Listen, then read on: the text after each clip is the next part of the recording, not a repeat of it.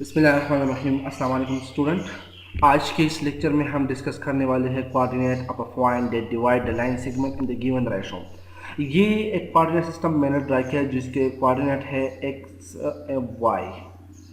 ये इसके coordinate system है जिसमें मैंने टू पॉइंट रखे। ये पॉइंट है पी x1 y1 जिसके कोऑर्डिनेट है x1 y1। दूसरा जो पॉइंट है ये है q और इसके कोऑर्डिनेट है x2 y2। अब इसी पॉइंट जो लाइन इस टू पॉइंट से बनता है, जो लाइन सेगमेंट है, अब हम इसको डिवाइड करते हैं एक पॉइंट पर। जो एक पॉइंट इसको डिवाइड करता है जिसको जो रेशो बनता है ये एक है m1, जो दूसरा है ये है m2। इस रेशो में इसको डिवाइड करता है। जिस तरह जनरली हम डिवाइड करते हैं या मिड पॉइंट को हम कैलकुलेट करते हैं जिसको हम 2 से डिवाइड करते हैं, तो और जो मिड पॉइंट हम कैलकुलेट करते हैं वो भी इसी थ्योरम से हम इसको कैलकुलेट कर सकते हैं जब हम इस पर एक कंडीशन अप्लाई करते हैं। तो अब यहाँ पर इसी थ्योरम को हम प्रूव करेंगे कि इसके जो आर पॉइंट है जो इस लाइन सेगमेंट को m1 रेशो m2 में डिवाइड करते हैं, इसकी कोऑर्डिनेट एक्स वाई ये in term of x1 y1 की इसकी इक्वेशन क्या होता है। तो लेट मैं आपको प्रूव करता हूँ। इसी के लिए मैंने एक कोऑर्डिनेट सिस्टम ड्रा किया है। तो पॉइंट जो P1 है इसका जो पोजीशन वेक्टर है उसको मैंने कहा OP। तो पोजीशन वेक्टर इसको मैंने कहा R1। तो ये है R1 पोजीशन वेक्टर। तो इसके जो पोजीशन वेक्टर के जो कोऑर्डिनेट है वो है x1 y1। तो अगर हम इसको वेक्टर फॉर्म में लिखते हैं तो ये है x1 इलान द i है, जबकि y1 है इलान द y या ये है इलान द j। इस तरह जो अनदर कोऑर्डिनेट जो पॉइंट है ये है q। इसका जो कोऑर्डिनेट वो है x2 y2 है और इसको वेक्टर को हम कहते हैं R2। अब इसका जो पोजीशन वेक्टर बनता है वो x2 y2, तो यह है x2i प्लस y2j। अब जो पॉइंट इस line segment P Q line segment को डिवाइड करता है इसके लिए जो पोजीशन वेक्टर है वो है ओ आर और इसको हम कहते हैं R unit R position vector. तो आर के जो कोऑर्डिनेट है वो है एक्स एंड वाई। तो एक्स एंड वाई यहाँ पर X I plus Y J ये पोजीशन वेक्टर बन गई। अब हमारा जो टारगेट है इसको कैलकुलेट करना कि x और y in term of x1 और y1 ये इसके इंटरवल में किसके बराबर है, इसका फार्मूला क्या होता है। तो इसके लिए मैं इस तरह करता हूँ कि ये जो टू ट्राइंगल है यहाँ पर मैं एक कंडीशन अप्लाई करता हूँ और कंडीशन इस तरह है कि if पी आर अगर phi R divided by R Q ये इक्वल है m1 डिवाइडेड बाई m2 का, यानी पी आर हमारे साथ है ये जो लाइन, इसको मैं लेट सपोज यहां पर ड्रा करता हूं, ये पी आर है, जबकि आर क्यू है ये है m2। अगर ये जो रेशो है ये P R divided by R Q ये है m1 बाई m2, देन ये जरूरी होगा कि अगर हम रेशो लेते हैं P R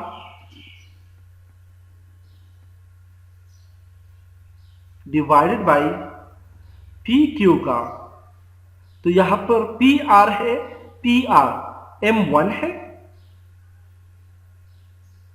divide by P Q जो है ये है पी एम क्यू। ये जो लाइन सेगमेंट है इसका जो टोटल जो रेशो बनता है m1 प्लस m2। तो ये कंडीशन बिल्कुल ये सेटिस्फाइड होगा। अगर यहाँ पर P R divide by R Q m1 by m2 के बराबर है तो ये भी सेटिस्फाइड होगा। अब इसी से हम कैलकुलेट करेंगे ओ आर। हमारा टारगेट है ओ आर को कैलकुलेट करना, लेकिन ओ आर को कैलकुलेट करने से पहले हमको जरूर होगा पी आर को कैलकुलेट करना। यहाँ पर पी आर इंपॉर्टेंट है। पी आर को कैलकुलेट करने के लिए हम इस तरह करते हैं कि यहाँ पर जो पी आर है इसको एक साइड पर लेते हैं। तो यहाँ पर P R is equal to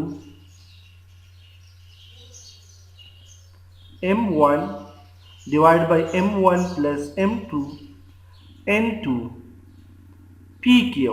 अब पी क्यू के लिए इक्वेशन इस तरह है कि पी क्यू अगर इस ट्राइंगल पर हम गौर करते हैं तो ये जो पी क्यू है ये अगर ये ट्राइंगल है तो इस ट्राइंगल को हम कहते हैं ये फर्स्ट वेक्टर है, ये सेकंड वेक्टर है। तो इसका जो रिजल्टेंट है वो resultant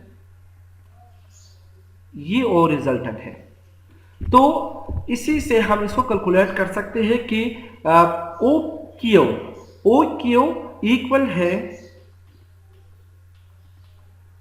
OQ is equal to OP plus P Q. आप इससे वेरी सिंपल इसको कैलकुलेट कर सकते हैं कि O Q is equal to O P plus P Q. अब यहां पर पी क्यू को कैलकुलेट कर दो तो P Q is equal to O Q minus O P. इसी ओ पी को ओ क्यू की साइड पर लो तो यहाँ पर पॉजिटिव है तो इसी साइड पर ये माइनस बनेगा। अब इसको यहाँ पर पुट कर दो तो phi R is equal to m1 divided by m1 plus m2 n2। यहाँ पर पी क्यू की वैल्यू है O Q minus O P. अब ओ क्यू क्या है, ये है R2 जबकि ये है R1। मैंने पहले बताया कि ओ क्यू जो क्यू जो पॉइंट है इसके लिए पोजीशन वेक्टर है R2 और ओ पी के लिए जो पोजीशन वेक्टर है ये R1 है। तो इसी फार्मूले के तहत ये बनेगा P R is equal to m1 divide by m1 plus m2 n2 R2 minus R1। अब पी आर को हमने कैलकुलेट कर दिया। अब हमारा जो नेक्स्ट टारगेट है और नेक्स्ट टारगेट इस तरह है कि हम कैलकुलेट करेंगे ओ आर को। अब ओ आर इस ट्राइंगल में अगर आप गौर करते हो तो यहाँ पर जो ओ पी है ये फर्स्ट वेक्टर बनेगा तो पी आर ये नेक्स्ट वेक्टर है तो यहाँ पर ओ आर है रिजल्टेंट। ओ आर क्या है, ये रिजल्टेंट है। इसी ट्राइंगल में जो नेक्स्ट मैं कर रहा हूं यहाँ पर ये है रिजल्टेंट। तो इसी के तहत अब O R is equal to O P plus P R. अब ओ पी क्या है, ओ पी है हमारे साथ R1 प्लस पी आर को हमने कैलकुलेट कर दिया, ये है पी आर।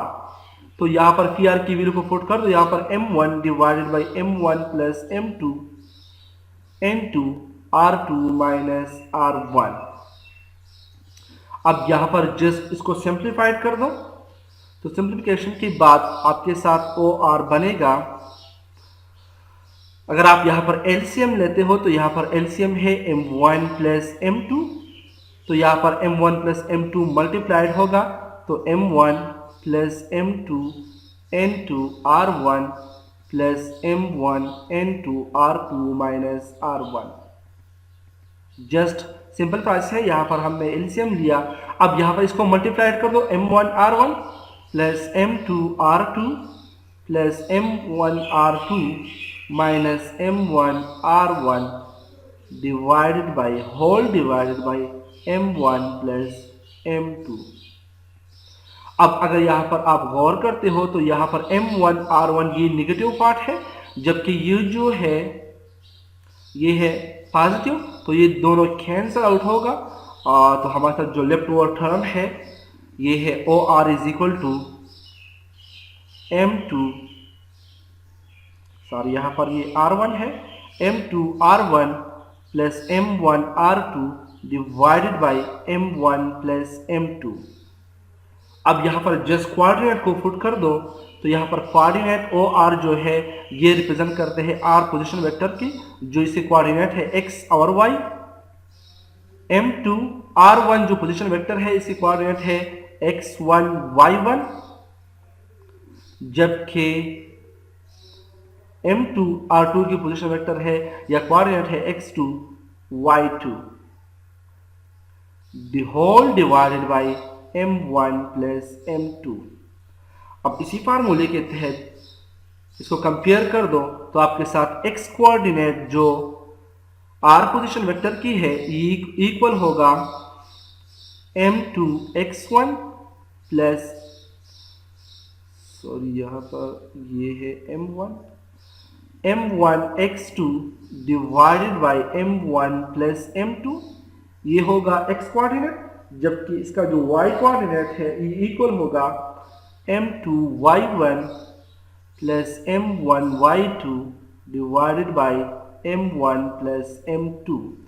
तो ये जो x और y कोऑर्डिनेट है अगर हम इस लाइन सेगमेंट को डिवाइड करते हैं m1 और m2 रेशो में तो इसका जो कोऑर्डिनेट r जो पॉइंट बनेगा जिसके कोऑर्डिनेट है x और y, तो ये x और y ये कंपोनेंट बनेंगे।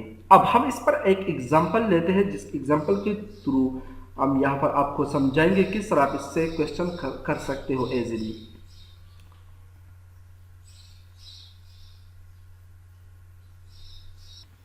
तो एक्सरसाइज से हम ये एक्सरसाइज 6.1 है, जिसमें ये क्वेश्चन नंबर 9 है।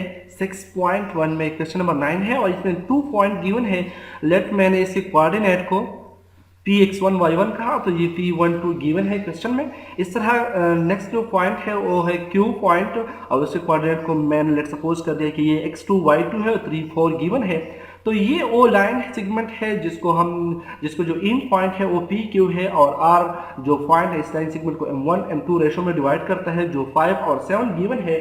अब हम यहाँ पर हमने कैलकुलेट करना है कि यहाँ पर x और y की वैल्यू जो इस R की कोऑर्डिनेट है, इसके जो R के कोऑर्डिनेट है ये x और y किसकी बराबर है, तो यहाँ पर M2 गिवन है 7 N2, x1 की वैल्यू है 1 प्लस M2 की वैल्यू है 5, सॉरी यहाँ पर M1 की वैल्यू है 5 मल्टीप्लाइड बाई x2 की वैल्यू है 3 डिवाइडेड बाई 7 प्लस 3। अब जस्ट इसको सिंप्लीफाइड कर दो तो आपके साथ जो x के जो रिजल्ट बनेगा 7 प्लस 50 डिवाइडेड बाई 10, तो फिर यहाँ पर ये 12 बाई 10 जो इक्वल है, यहाँ पर ये 2 से सिंप्लीफाइड हो सकता है, तो ये 6 ये 5 है, तो 6 बाई 5 x की कोऑर्डिनेट है।